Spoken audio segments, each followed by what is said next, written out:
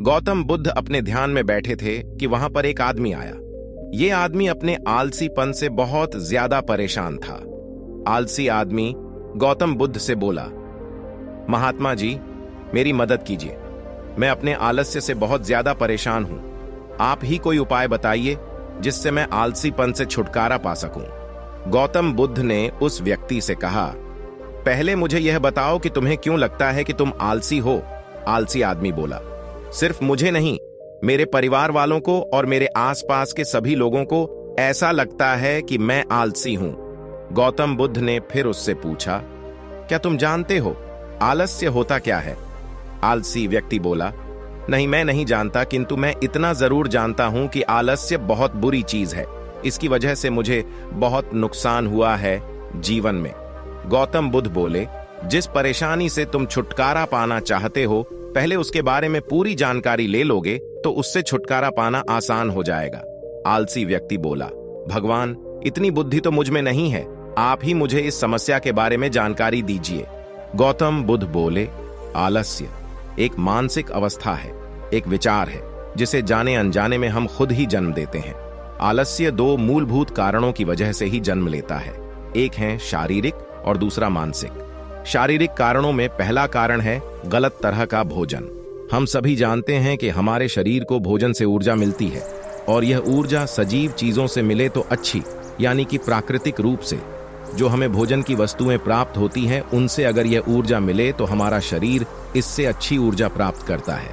इससे उलट यदि हम निर्जीव वस्तुओं से ऊर्जा प्राप्त करते हैं तो यह हमें आलस्य की ओर लेकर जाती है। दूसरा कारण, हमारी शारीरिक गतिविधियां भी हमें आलस्य के चंगुल में फंसा सकती है। गौतम बुद्ध ने आलसी व्यक्ति को अपने शिष्यों की तरफ इशारा करते हुए कहा कि देखो, इनके चलने फिरने बैठने के तरीकों में तुम्हें कुछ अलग नजर आ रहा है। जब आलसी व्यक्ति कुछ समझ नहीं पाया तब गौतम बुद्ध ने उससे कहा, मेरे शिष्य जब भी बैठते हैं तो वे रीढ़ की हड्डी को एकदम सीधा रखते हुए बैठते हैं। चलते हैं तो उनके दोनों पैरों के बीच अच्छे से संतुलन बना रहता है, और जब वह सोते हैं तो उनका शरीर एकदम शिथिल रहता है। ऐसा करने से उन्हें रात्रि में एकदम सही तरीके से नींद आती है। आलसी व्यक्ति बोला, लेकिन नींद तो आलस्य का की एक स्वरूप है। बुद्ध बोले, हां, अगर उसे ज्यादा मात्रा में लिया जाए तो। बुद्ध ने इस बात को आगे बढ़ाते हुए कहा, नींद कम मात्रा में लोगे तो तुम्हें अगले दिन थकान महसूस होगी, और ऐसा करने से ज्यादा आलस्य शरीर में आएगा। नींद ज्यादा लोगे तब भी यही परिणाम होगा। इसीलिए नींद को ना ज्यादा ना कम, एकदम सही मात्रा में लेना अति आवश्यक है। आलसी व्यक्ति बोला, हां, यह तो मैंने भी अनुभव किया है। बुद्ध बोले, अब मानसिक कारणों के बारे में जान लो। मानसिक कारणों में सबसे पहले हैं हमारी पुरानी गलत धारणाएं। अक्सर ऐसा होता है कि हम पहले जिन कामों में असफल हो चुके हैं, हमारे अंदर ऐसी भावनाएं बन जाती हैं कि हम उस काम में हमेशा असफल होते रहेंगे, जिस वजह से हमें उस काम को करने में आलस आता है। ऐसी धारणाओं से छुटकारा पाने का एकमात्र उपाय यह है कि हमें अपने मन को यह समझाना चाहिए कि पिछली बार हम जब उस काम में असफल हुए थे तो हम उसके बारे में जितना जानते थे, अब हम उस काम के बारे में उससे ज्यादा जानते हैं, क्योंकि असफल होने के बाद हम उससे काफी कुछ सीखे भी हैं। बुद्ध बोले, दूसरा कारण है आलसी और कामचोर लोगों की संगत। कई बार ऐसा होता है कि हम आलसी नहीं होते, मगर जिनके साथ हम रहते हैं हम उन जैसे बनने लगते हैं। इससे छुटकारा पाने का उपाय बहुत सरल है। कामचोर और आलसी व्यक्तियों से दूर रहो। ऐसे व्यक्तियों की संगत में रहो जो अपने काम को बड़ी लगन से करते हैं और तुम्हें कुछ सिखा पाए।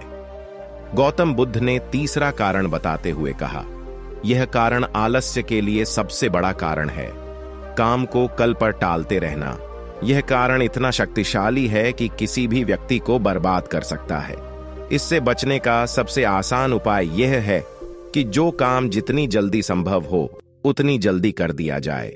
गौतम बुद्ध ने आलसी व्यक्ति से एक सवाल पूछा, मान लो तुम किसी रेगिस्तान में फंस गए हो और तुम्हें प्यास लगी है, तो तुम क्या करोगे? आलसी व्यक्ति बोला, मैं जल्दी ही रेगिस्तान के आसपास कोई गांव की तलाश करूंगा या ऐसी जगह की तलाश करूंगा जहां पर मुझे पानी मिल सके। गौतम बुद्ध बोले, अगर तुम्हें काफी देर ढूंढने पर भी पानी ना मिले तब तुम क्या करोगे?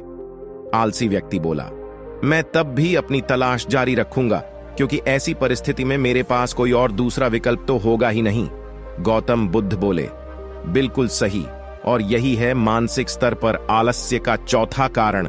किसी भी निश्चित लक्ष्य का ना होना, यह भी आलस की ओर लेकर जाता है। अब सुनो, पांचवें कारण के बारे में गौतम बुद्ध बोले।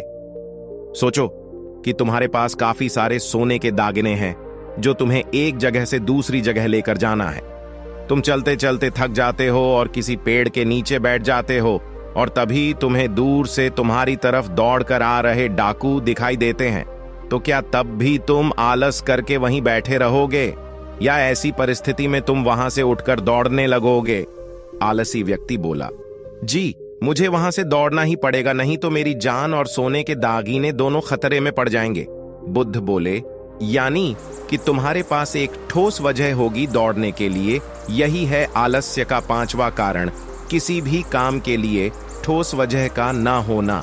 आलसी व्यक्ति महात्मा बुद्ध की बातों से संतुष्ट हुआ। वह बोला, महात्मा जी, मैं अब आलस्य के बारे में सब कुछ जान चुका हूं, और अब मैं इन सभी कारणों पर काम करूंगा और अपने आलस्य को दूर भगा दूंगा। दोस्तों, आशा करता हूं गौतम बुद्ध और आलसी व्यक्ति की कहानी आपको अच्छी लगी होगी, और इसे पढ़ने के बाद अब आप कभी भी जीवन में आलस नहीं करेंगे।